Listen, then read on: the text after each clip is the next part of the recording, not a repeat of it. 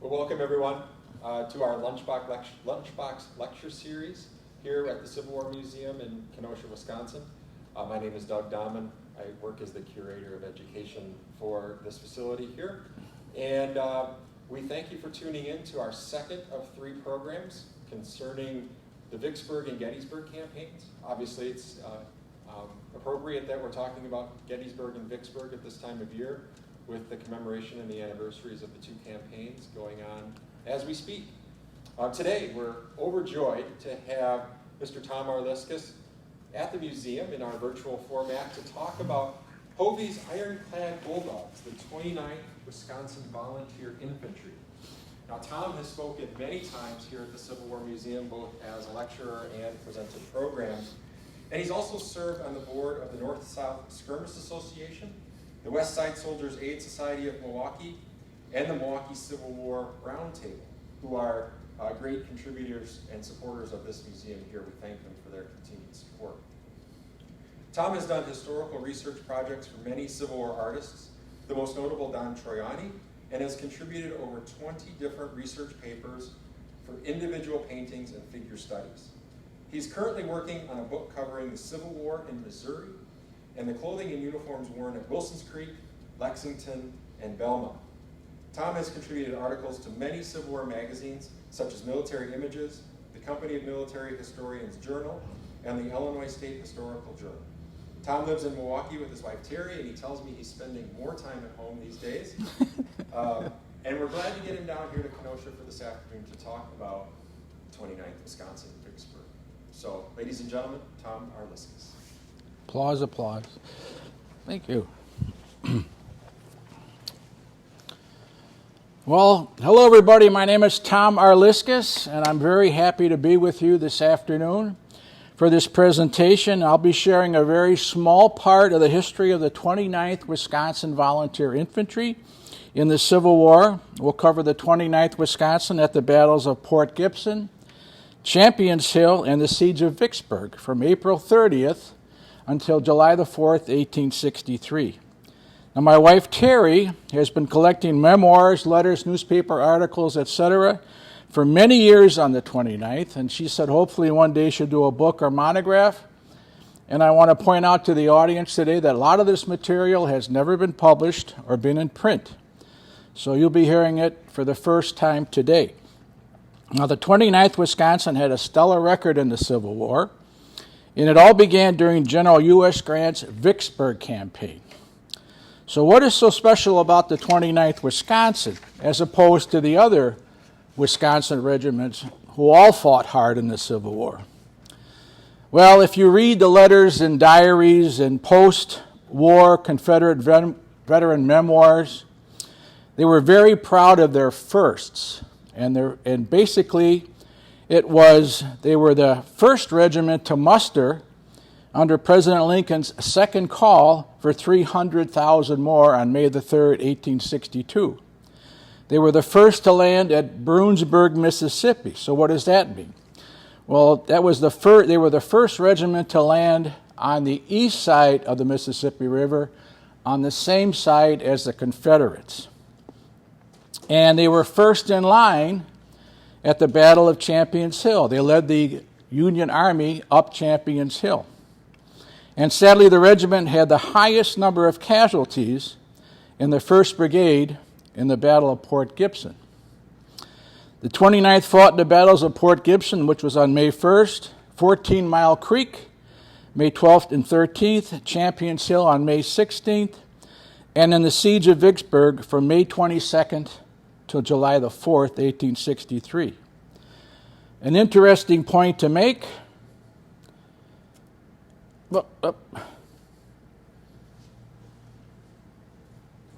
There you go. Okay. Interesting point to make is that most of the volunteers under the second call, did it show up here? No. We have technical difficulties.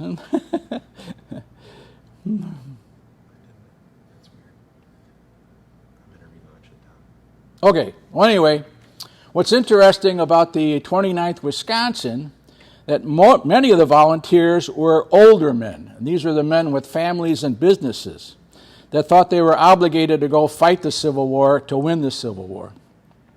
Now, Terry did some statistics, and we found that 45% of them were over the age of 25, and 26% of them over the age of 30. Now, here's a picture of Wilhelm Depp, D-E-P-P-E, of Company A, 29th Wisconsin. Obviously, he's an older man. Now, these were the professionals in town. These were the wagon makers. A lot of them were farmers still. We had clerks, lumbermen, mechanics, wagon makers, craftsmen, and at least one auctioneer. Their colonel, there he is, Colonel Gill. This is the only picture we have of him from a reunion badge from 1893. Now, Colonel Gill was the first colonel of the 29th Wisconsin. And like the slide says, he was born in New York State. He studied law and admitted to the bar in New York, and he moved to Watertown, Wisconsin in 1854. While there, he was superintendent of schools. He was what they call a police judge, so when you were arrested, you stood before him, and elected as a state senator from Wisconsin. Now, he was a Democrat all his life, but he became a Republican in 1861 when Lincoln was elected. Now, his 29th found him a taskmaster. He was a hard man to deal with, but he was a bit excitable under fire, yet very brave and honest to the core. A long illness took him in 1883. The 29th was organized at Madison, Wisconsin, Camp Randall. Here's a beautiful picture of Camp Randall. Camp Randall, what's there now is primarily agricultural buildings from the University of Wisconsin. But that was one of the main recruiting camps for the state of Wisconsin during the Civil War. Anyway, they were organized at Camp Randall in Madison. They were mustered in on September the 27th, 1862, to serve for 3 years. The 29th became part of the 1st Brigade, 12th Division, 13th Army Corps under General John A. McClernand. The original strength of the regiment was 961 men and officers, with another 128 new recruits brought in over the next 2 years. They suffered 422 deaths while in service and 81 killed in action. Another 18 died from accidents. And what's interesting about the 29th too is that Company A was from Lake Mills, Company B Watertown, Company C Horicon, Company D Fort Atkinson, Company E Fox Lake, Company F Jefferson, Wisconsin, Company G Madison, Wisconsin, Company H Trenton, Wisconsin, Company I Hartford, Wisconsin, and Company K Juneau, Wisconsin. And in terms of what nicknames or how they called themselves, my favorite is the one from Hartford. They called themselves the Farmer Boys. What a tough outfit that must have been. The Farmer Boys of Hartford. Anyway, their first assignment was in Helena, Arkansas. They were part of the garrison there. Here they spent the first winter of the war. The men called the place Camp Death, or they spelled it to the folks back home, Hell in their letters. The 29th Wisconsin suffered over 150 deaths while here, from disease. The reason is bad water. And they said every year the Mississippi would flood, and it would flood all the wells in town, which left disease, et cetera, and bad water for the men to drink. So that's why they all got so sick. But 150 deaths. There is also an episode while stationed in Helena involving the commander of the post, Brigadier General Willis A. Gorman. Now, he was involved in confiscating illegally and the seizure and selling of cotton. And there were 2 captains in the 29th Wisconsin that were helping him. Now, eventually, the problem was resolved. General Willis lost his command, and the 2 officers, one was cashiered and one deserted. But they did find him later. But the regiment earned the name Gormans Cotton Thieves, which they didn't like. Now, Henry Whipple of Company F commented, "That name stuck with us until we got into the hot part of Grant's campaign against Vicksburg, when we gave the boys of the brigade a good reason to be a little bit more respectful." While encamped near Durham's Plantation, 8 miles from Millikins Bend. Now here's a map. Now Millikins Bend, I had a pointer, but I don't know if it'll work here. You can't see the dot. Anyway, up on top is Millikins Bend. They marched down, or they sailed down from Helena and were sent here. Being a new regiment, they were a brand new regiment in service, they became part of a brigade with all combat veteran regiments. 129th Soldier wrote, I think our brigade is the best one in the South and can do as good fighting as any, for they are old regiments. They fought at Fort Donelson, Shiloh, Corinth, but ours is not. And they say the 29th is as good as any old regiment they've seen. Quite a compliment from veteran regiments. Now, in April of 1863, they were on the move headed south. They were assigned to the 1st Brigade, 12th Division, 13th Army Corps, with the 11th Indiana Zouaves, 24th, 34th, and 46th Indiana regiments. Here's a company plate on the 11th Indiana Zouaves. That was Lew Wallace's original outfit, okay, and they did wear a Zouave-type uniform. So that made them very distinctive. And these guys had a reputation as being the toughest regiment in the 13th Corps. And here was their divisional commander, and his name was General Alvin Peterson Hovey. Commander of the 12th Division, 13th Army Corps. He was originally the colonel of the 24th Indiana. Now, he fought at Shiloh. He fought in the Vicksburg campaign and in the Atlanta campaign. And he loved the 29th. And he called them his ironclads. That's General Hovey. And here's Brigadier General McGinnis, George Francis McGinnis. He's got an interesting early history in the war. He joined the 11th Indiana Zouaves as a private, and he rose to the rank of lieutenant colonel, from private to lieutenant colonel. Now, when General Lew Wallace became a general, a higher rank, McGinnis became colonel of the 11th Indiana, and after Fort Donelson, Shiloh, and Corinth, was made brigadier general of the 1st Brigade, 12th Division. Thought highly of the 29th and mentioned them as fighting like veterans at Champions Hill. And here's General McLaren, and of course he was in command of the 13th Army Corps. We can do a whole talk on him one day, because he and Grant did not get along. But anyway, here was their Corps commander. Now, the 29th was marched down Bayou Vidal, and they were headed for Grand Gulf. They were put on shore, and they were to cooperate on a land attack on Grand Gulf. Grand Gulf was a Confederate fort that was below Vicksburg.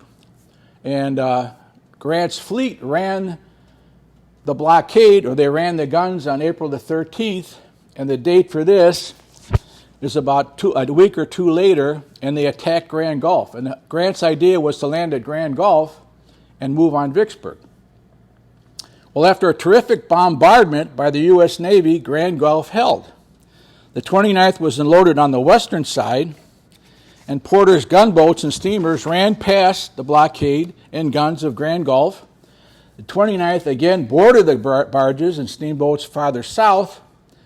U.S. Grant transported his army across the river and landed on the east side, the Mississippi soil, on April the 30th around 3 o'clock in the afternoon.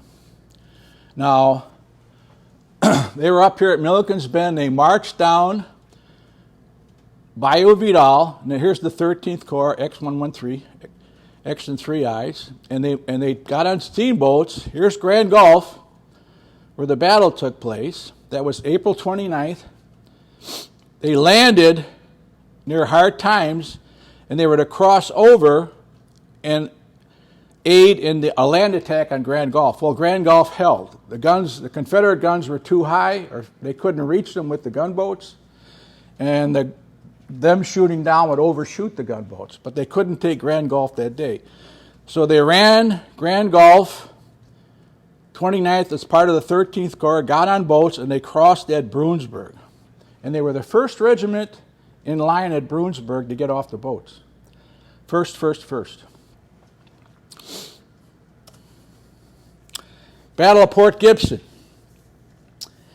May 1st, 1863. Now, Port Gibson is considered a small action when compared to other major battles, but for Grant, this initial victory was a major defeat for the Confederates, who were unable to block Grant's move to Jackson, Mississippi, and around again to Vicksburg on the other side.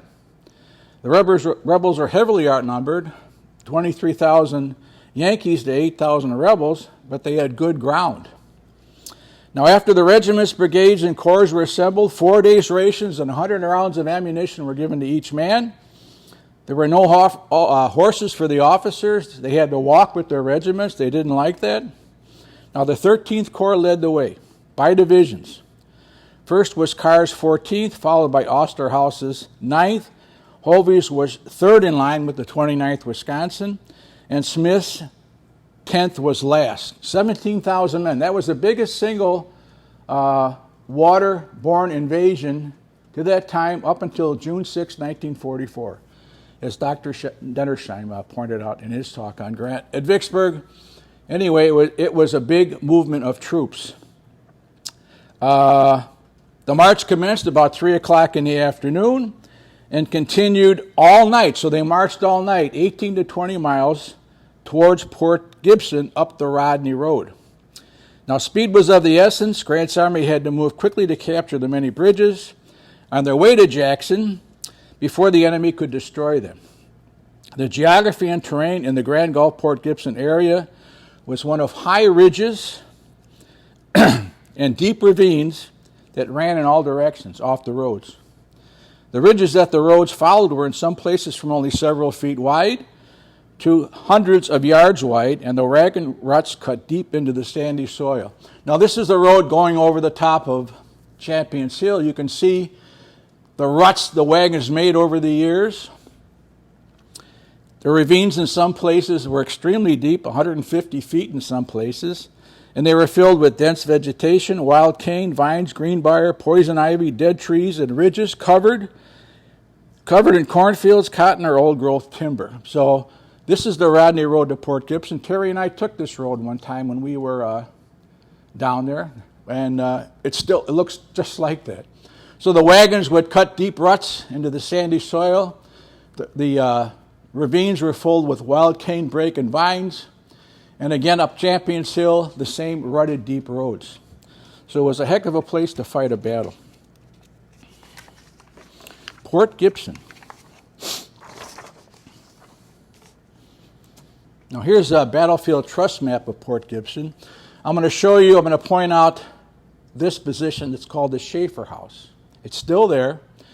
And here's the Magnolia Church line and the Foster House line. Actually, these are ridges or high places. The Confederates had put their men there to block Grant's advance to Port Gibson. Okay? And this is the Rodney Road, and then up to the left was the Bruinsburg Road.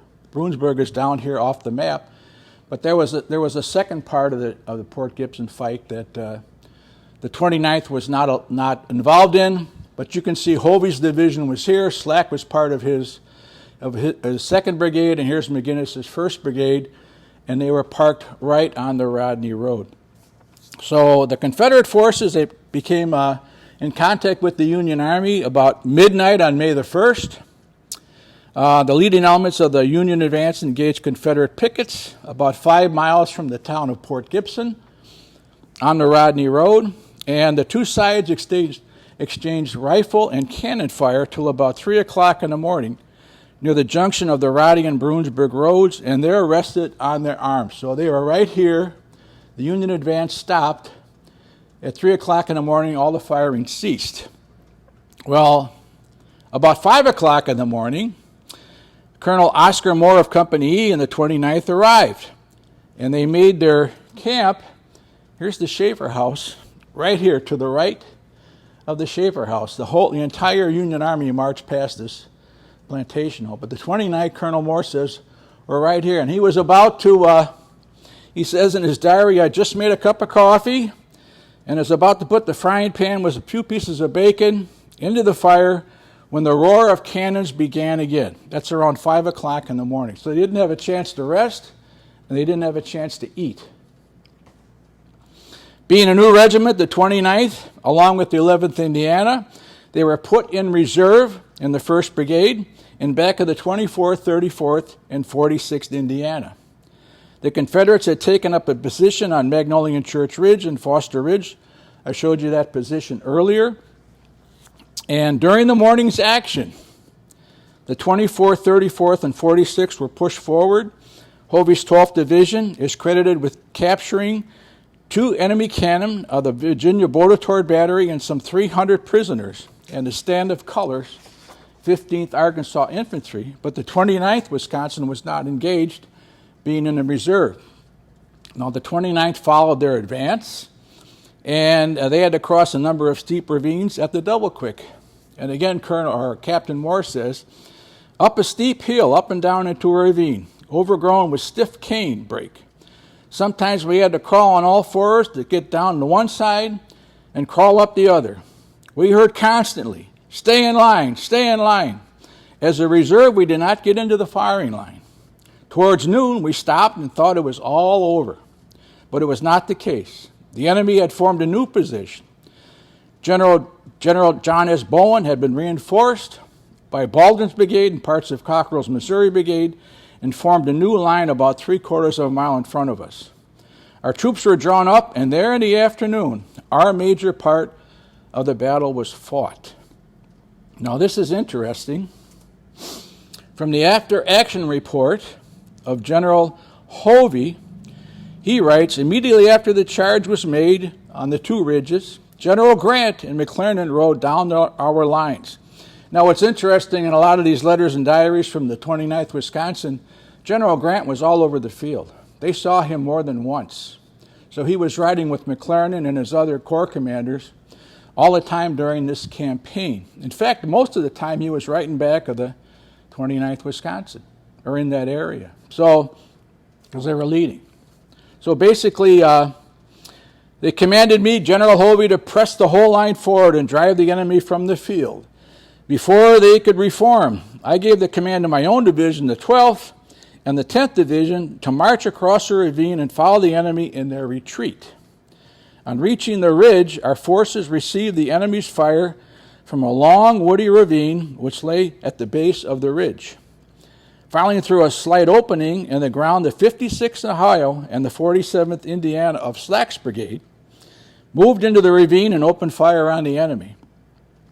They were severely pressed, and here the 24th Indiana and the 29th Wisconsin were ordered to help the 47th. After a hot and spirited contest of 1.5 hours, they forced the enemy to retire, but met with severe losses. Now, this is interesting. I find it so, but this is from General Hovey's official report of the Battle of Port Gibson. And it's mentioned the 29th Wisconsin were positioned between the 16th Ohio Battery and the 2nd Ohio Battery. So this was their position. The Confederates were in a deep ravine under cover of brush. They couldn't see them. Now, Captain Moore says, we were posted on a bare hill. Batteries placed right and left. Opposite was the enemy. Their infantry hidden in the bushes and did not come out in the open all day. The 47th was in front of us. We were under fire and about to be flanked on their right. We were called to attention. Right faced, passed behind the batteries. So they stood up, passed behind the batteries, column of fours, and they marched down the hill into the ravine. From Company C, we were in the brush near a creek when the enemy opened fire only a few rods away from our extreme left. So the Confederates up here were the first ones to open fire on the 29th. A rebel shell exploded over our heads, wounding Lieutenant Willard. On the extreme left of the regiment, from Company E, Private Ben Wilbur. Our regiment was in the worst place of any regiment that was engaged, and we were cut up the worst. There was a heavy crossfire besides a heavy fire in our front, so they were being shot at from the left, in front, and the right. He says the lieutenant who commanded our company was wounded in the first 5 minutes. He then told the orderly sergeant to take command. He spoke up and said, "Boys, stand up and do the best you can." So I guess they were laying down in the weeds. He was shot dead on the spot. Then our fourth sergeant was also shot dead. And then Dibble, our fifth sergeant, went down with a wound in the leg. We were left without a leader, but that made no difference to us. We were bound to fight for our flag. Now I seen almost all the boys fall when hit. It was an awful scene. There was one good thing, though. We whipped the rebels. Those who were at Pittsburgh Landing or the Battle of Shiloh say it was a harder battle fought here for the time we were engaged. Well, the 29th low on ammunition were relieved by the 8th Indiana and moved back up the ridge. From there, back to here. And the brigade was again ordered forward to the far right off the Rodney Road to try to flank the Confederates. At 4 p.m., a halt was given, and the Battle of Port Gibson was over. 29th had 10 killed on the field and another 65 wounded. 12 would die from their wounds. On the 29th, Wisconsin. This is interesting. This is from Brigadier General George F. McGinnis. He writes in his after-action report, he says, "I cannot refrain from a special mention of the 29th Wisconsin. Not that they fought longer or more gallantly than the others, not that they are more brave or better disciplined, but they are a new regiment, and this was their first time being engaged, men never before under fire. They fought like veterans and suffered severely. Maybe this complement a result of an incident with General Hovey. As the sound of cannon and gunfire grew into a roar of a volley, General Hovey rode to the front of the 29th Wisconsin, his raw regiment, and in some excited tones admonished the boys to keep cool. A German private, Joe Blatz, called out, "By God, General, we is about as cool as you." Hovey laughed out loud and replied, that is so, and ordered the 29th to move forward into battle.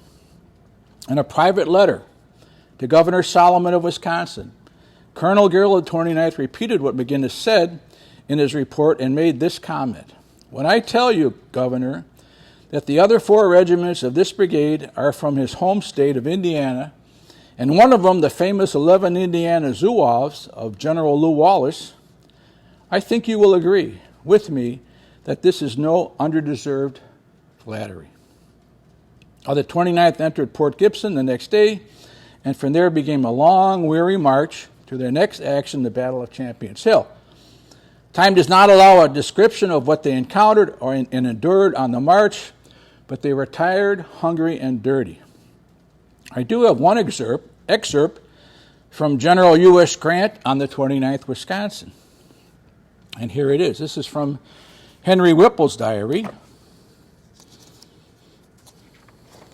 It says they stopped on May the 8th, that's like 7 days after Port Gibson. They stopped in front of the colors with General Hovey and McGinnis. And Hovey said to General Grant, who was there, "General, this is the new regiment, the new Wisconsin regiment that did so well the other day. First time under fire." Grant's reply was, "Well, that is right. We expect you to do well always. But do not get the idea that the war is over. It has just begun." So General Grant knew about the 29th Wisconsin. I don't know if he knew about the Iron Brigade, though. I'm not sure. So anyway, here's a picture. It's not very good, but this is the Magnolia Church line. Terry and I, again, were there with some friends, and we found the old well for the Magnolia Church. It's all overgrown now, but that's been a while since we've been there, and that could be all cleaned up. We don't know, but the roads would run through, and then they would plant and build buildings on the higher parts of the ridges. Now the 29th entered Port Gibson the next day, and they began their long march to Champions Hill. They got to, here's that map again. But if you follow the 29th Wisconsin, here's Bruinsburg, first at Bruinsburg, Battle of Port Gibson. You follow the 13th Corps. They crossed the Bayou Pierre. They had to build a bridge or wait for a bridge to get built. Willow Springs, to Rocky Springs, to Cayuga, up to Auburn, and they turned left. Now, this is a distance of probably 80 miles they had to march with no food. Grant was living off the land, as he said, and there's one excerpt from a diary. One gentleman from the 29th said that he was willing to pay $1 for a cracker. He was so hungry. So 14 Mile Creek is up here, and here's where they had a skirmish.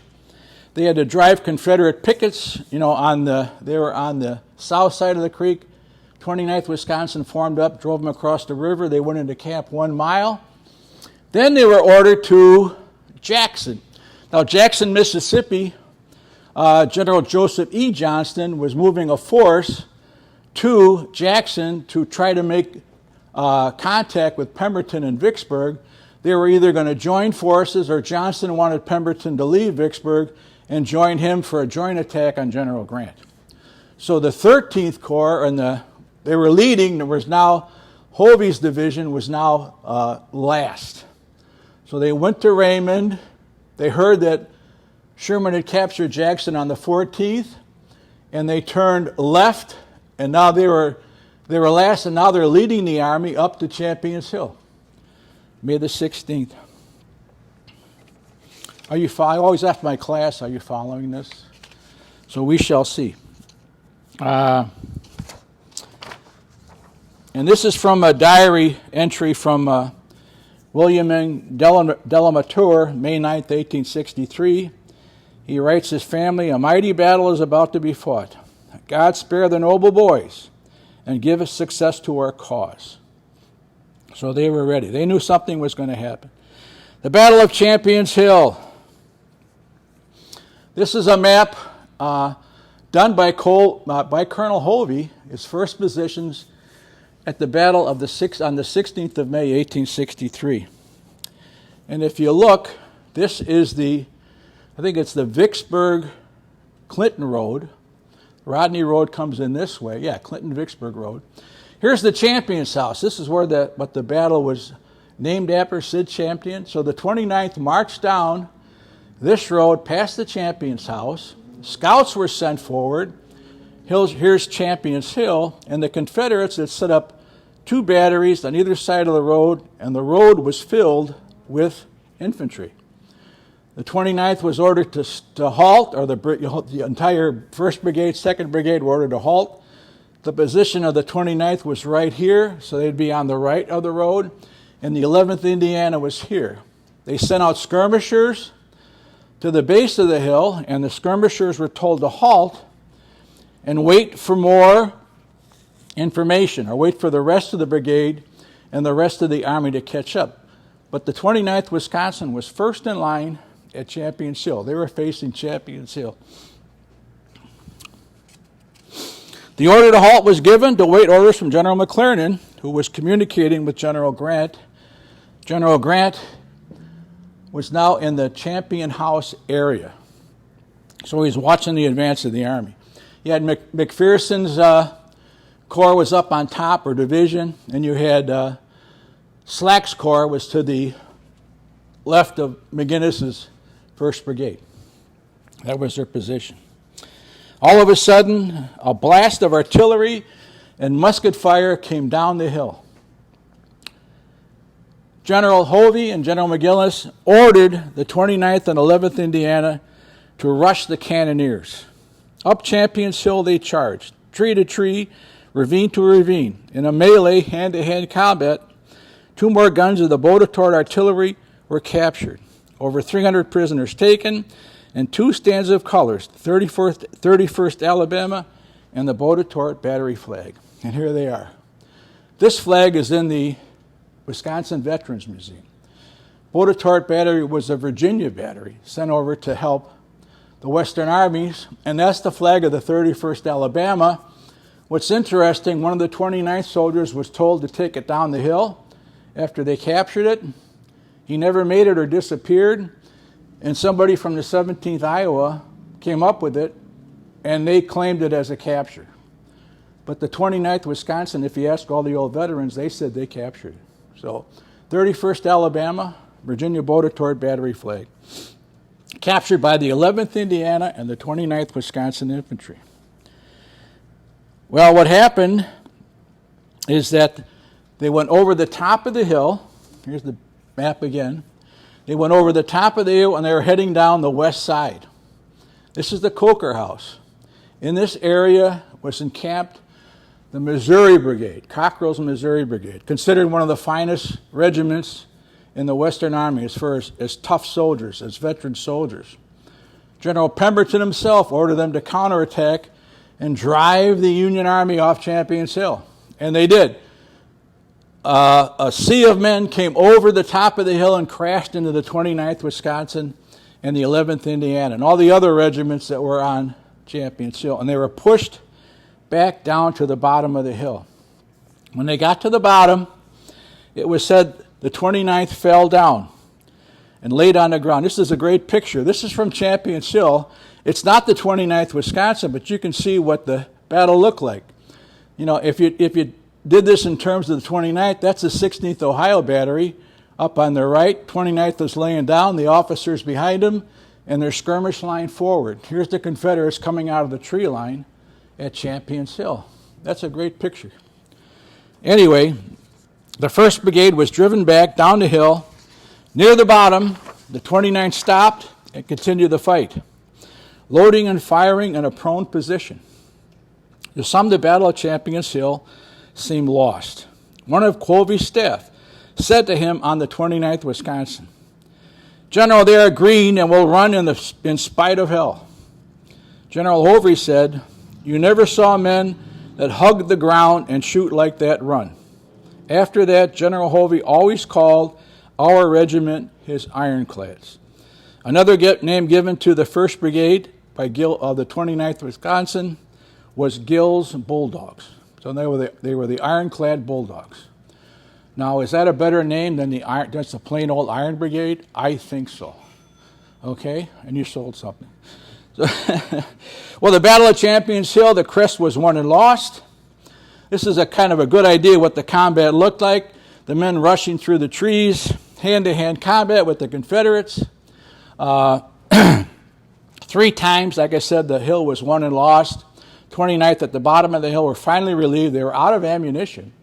They'd fired up their 100 rounds, and they were told to stay. The next day, as the Union Army advanced, they went to Black River Bridge. That's where General Logan captured 3,000 Confederates. And they missed that battle, but they were ordered to police the battlefield here. Now, out of the 2 brigades engaged, 2,371 men. The 1st and the 2nd divisions lost 636 soldiers killed, wounded, and missing. The 29th Wisconsin, with less than 450 men going into the battle, lost 19 killed, 19 wounded, and 2 missing. And there's a great story in a letter. It was post-war, but when they were ordered to attack the batteries, one soldier showed up the next day. They had 2 missing. And when they asked him, they didn't give his name, but when they asked him, they says, "Where were you?" You know, he said, "Well, I charged through the batteries. I got over the top of Champions Hill, and I got all the way to Vicksburg, Mississippi, to the Mississippi River. And when I turned around and saw there was nobody behind me," he says, "I came back and I fought through the Confederate lines back over the hill and came down, and here I am." You know, so that's the guys can tell it better than I can, but that was a great story associated with the 29th. But they captured 2 flags, 300 prisoners, 2 cannon at Champions Hill, and they fought like veterans. Okay, now, the march to Vicksburg. Again, we don't have enough time to tell you what happened. They were starving again, they were hungry, and they were dirty and lousy. And there's one story, too, in a diary. They were so hungry that they passed through one of Sherman's camps on the way to Vicksburg proper, and there were beef bones in the campfires. They actually picked up the old beef bones because there was still some meat on the bones, and they were eating them. They were that hungry. But when they got to Vicksburg, they were starved. Now, there was an assault on Vicksburg, and here's the battlefield marker for Champions Hill, the Hill of Death, they called it. I could read that to you, I guess. Anyway, I cannot think of this bloody hill without sadness and pride. Sadness for the great loss of my true and gallant men. Pride for the heroic bravery they displayed. No prouder division ever met as vastly superior foe and fought with more unflinching firmness and stubborn valor. It was, after the conflict, literally the hill of death. Men, horses, cannon, and the debris of the army lay scattered in wild confusion. Hundreds of the gallant 12th Division were cold in death or writhing in pain. And with large numbers of Quinby's gallant boys, Quinby's brigade was the one that helped the 29th, or they took over their position, lay dead, dying, or wounded, intermixed with our fallen foe.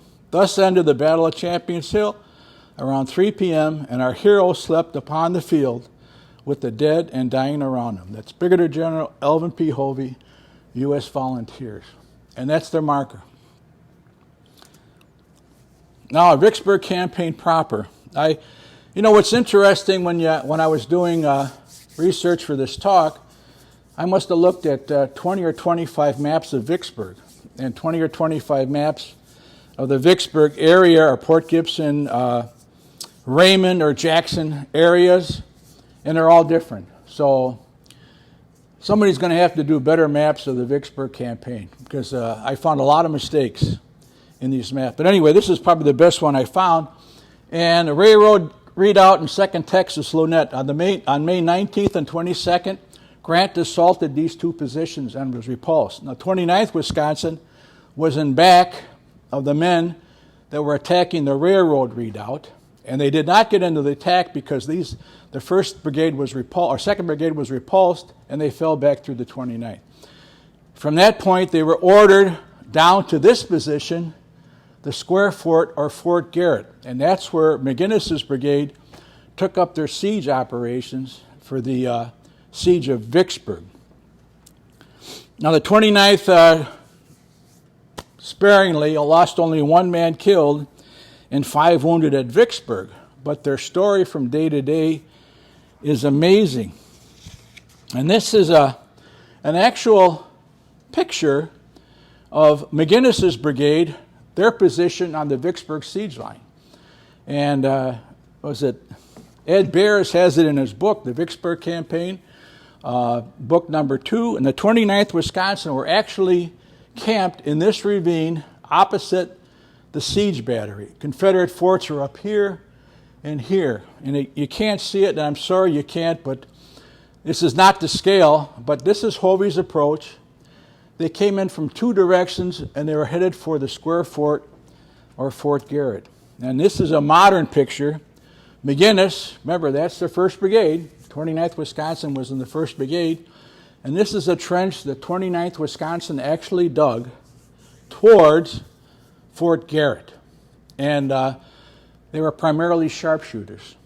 And this is a picture of what Fort Garrett looks like today, and the zigzag trenches, again, that the 1st Brigade were digging for a month or 45 days up to Fort Garrett. And I'm going to give you an aerial view of what it looks like. So here's the Square Fort. These are Alabama troops. Here's that zigzag trench. And what they would do, the 1st Brigade and the 2nd Brigade would trade off days. So one day it was your turn in the trenches, and the next day it was their turn in the trenches. They didn't have enough room for 2 brigades, but they also dug what they called sharpshooter trenches on both sides. This is Hovey's approach. Now, there's a beautiful painting of Hovey's approach in Bath, England. How it got to Bath, England, I don't know. But it shows a ditch. It was 8 feet wide and 6 feet deep, covered with sabots, which are bulletproof, rolled up, what'd you call them? I don't know. Anyway, the bullets couldn't penetrate the top, and they kept moving closer and closer and closer to Fort Garrett.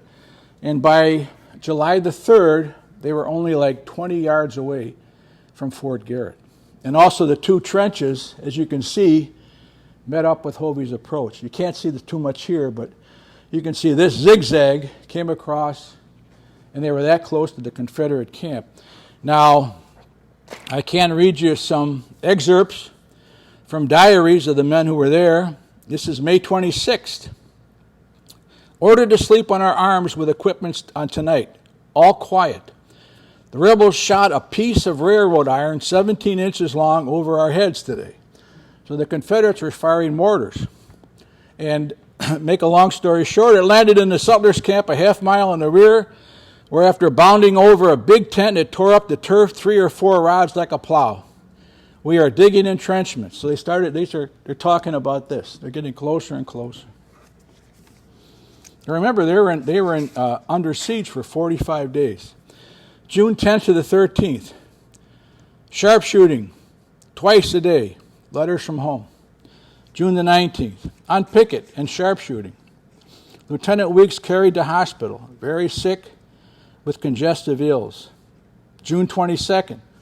Went on picket or rear line towards Jackson. We have a heavy picket line in that direction to keep General Joseph E. Johnston, who came back, from linking up or trying to make an attack on Vicksburg. June 24th. We are getting uncomfortably close near the Johnny's fortifications. They throw dirt from their entrenchments into our rifle pits, and we throw the dirt back at them. and to get in their debt at all in their respect and return the compliments daily. June 27th. June 27th. Still taking care of Weeks. I saw Dr. McGuire at the hospital, etc., etc. June 28th. June 28th. We got ready to return to fire, but our picket officer, Lieutenant Colonel Darnell's 11th Indiana, told the rebel officer that we had 300 pieces of artillery waiting for a move that kind on their part. After a little reflection, they withdrew and went into their holes, probably disgusted with the Yankee impudence. So they would come out of their holes there periodically, and they would do this to the Confederates. Now, one 29th soldier, he wrote in his diary that he was in the firing line, and he fired over 100 rounds that day. They were 4 hours on and 2 hours off in the trenches. So finally, on July the 4th, Vicksburg surrenders. And this is from Marcus Pratt Wheeler, Company G, 29th, and he writes, "Hurrah, hurrah, hurrah! Vicksburg is ours, and the stars and stripes do wave over the rebel forts. This is the 45th day our regiment has been here, and the 49th day of the siege. There was some charging done, some lives were lost, much planning, shooting and digging had been done, and now we capture Vicksburg." Here's another one. "I am writing to everybody. Hi, I must say to you, I am well. We are progressing slowly in the work of besieging Vicksburg. Our regiment goes on a hill in front to dig rifle pits, just so as to be one step nearer the enemy. But that is a mighty occurrence." So he's talking about digging. Here's one from July 5th. This is from Joel P. Norton. He says, "I must tell you the good news that I suppose you have heard it long ago. On the morning of the 4th, the white flags could be seen on every part of the rebel fortifications. At 10, they stacked armed and marched to General Grant's quarters, where they gave themselves up as prisoners of war. I tell you, there was some yelling on our part. It was a jolly 4th of July for me, I tell you. I never enjoyed myself better at home, although I was sick and could not be out to see the sight. The rebels came into our camp by the hundreds, begging for something to eat. They says that they've had nothing but a little bit of mule meat and a handful of ground peas every day for the last couple of weeks. They look hard, I tell you, but they are glad to get some of our hardtack. We took 27,000 prisoners, which is a pretty good haul. For once, don't you think so?" So the 29th was there at the capture of Vicksburg. And here they are. This is a reunion picture from 1889. 29th. First at Brinsburg. First at Champions Hill. Highest number of losses at Port Gibson.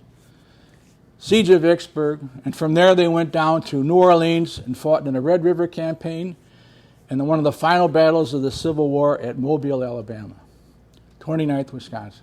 Thank you. Yay! I hope you enjoyed that. We have time for, I don't know, you have any questions come in? One question. Uh-oh. Any comments in 29th Wisconsin vet letters about McClernand as a commander? That was interesting because I found that there weren't any. Not that there might be some. We've got 2 giant boxes full of letters and diaries. Did you ever see anything about McClernand getting cashiered? It was kind of a no-go. It was kind of like one day McClernand was gone, and the next day Ord showed up, And I guess the men were busy sharpshooting and digging holes, and they didn't really pay attention. So that whole thing with McClernand, that could be a talk in itself, like I said. Maybe one day I'll do that, because that is an interesting story. McClernand was a very brave officer. He was a very good officer in combat situations. He was brave to the core, but he was not a West Point graduate. He was a political general, and Grant wanted all West Point officers in his command for some reason. And then General McClernand did disobey orders. He went and talked to the news reporters, which was, General Grant said, don't talk to any reporters about anything, and he went and did it anyway. And for that, he got let go. So we'll look for McClernand information, but the boys are really quiet about that. They just didn't seem to mind or didn't care. So that's interesting. Anything else? All right. Well, thank you very much. I hope you enjoyed the program, and we'll see you later. Bye-bye.